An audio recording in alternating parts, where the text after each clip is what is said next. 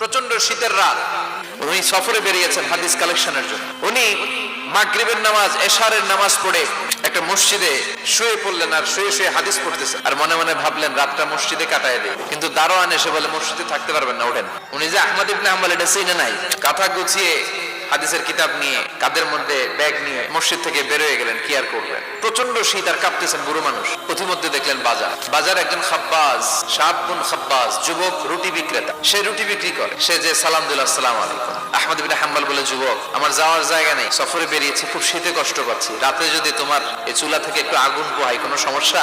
যুবক বলেন, না না সমস্যা না, আহলান ওয়া সাহলান, বসে আসেন আসেন, আপনি আগুন পোহাইলে আমার সমস্যা কি? আল্লাহ শুকরিয়া করে উনি বসলেন আর আগুন পোহাচ্ছেন। আর খেয়াল করলেন যুবক রুটি বানায় আর পরে আস্তাগফিরুল্লাহ, রুটির দলা বানায় পরে আস্তাগফিরুল্লাহ, খামির বানায় আর পরে আস্তাগফিরুল্লাহ, খালি এটাই পড়তেছে। ইমাম আহমদ ইবনে হাম্বল তো অবাক, কিরে এটা আবার কেমন যুবক, খালি আস্তাগফিরুল্লাহ। উনি প্রশ্ন করলেন, যুবক ঘটনা কি? আসার পর থেকেই তোমার দেখতেছি তুমি রুটি বানাও, রুটি বিক্রি করো, আর পড়ো আস্তাগফিরুল্লাহ।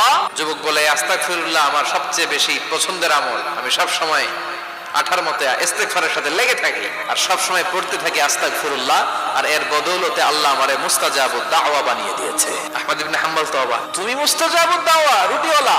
আমি এত বছর হাদিস পড়াই, আমিও তো মুস্তাজাবুদ দাওয়া না, তুমি দোয়া করলে সব কবুল হয়ে যায়? যুবক বলে, না আনা মুস্তাজাবুদ দাওয়া, আমি আমার জীবনে যত দোয়া করেছি কবুল করে নিয়েছে কে? সব দোয়া কবুল করে নিয়েছে আল্লাহ, একটা দোয়া ছাড়া। কি সেই দোয়া?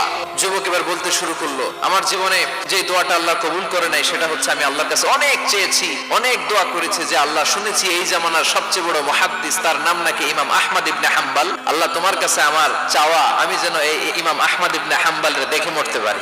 আহমদ ইবনে হাম্বল আবেগপ্রবণ হয়ে গেলেন, চোখের পানি ছেড়ে দিলেন, বললেন, যুবক তোমার এই দোয়াটাও কবুল হয়ে গিয়েছে, আহমদ ইবনে হাম্বল তোমার দরবারে ছুটে এসেছে। যুবক চোখের পানি ছেড়ে দেয়। যুবক